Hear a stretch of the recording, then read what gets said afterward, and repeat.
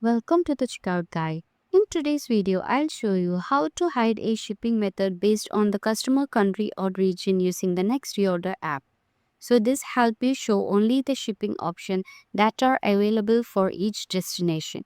So if you're new to this channel, please subscribe, like, share, comment and press the bell icon. Let's get started. First, we can go to the app section. Here we can click on Next Reorder app.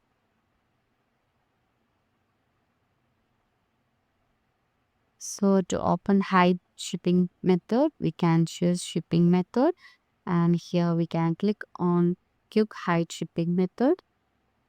So to configure the rule, here we can give the rule name as hide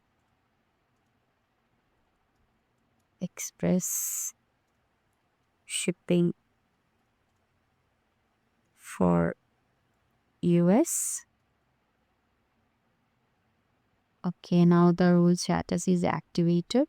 So here we can choose the shipping method as express shipping. So here we have to give the condition so that they can add condition, and here and select the shipping country, click on add condition. So here we can select the country as United State. Okay, now click on done. Okay, so for United States, the express delivery will be hide. So before that, we can check. Let refresh. Okay, now there is express delivery option.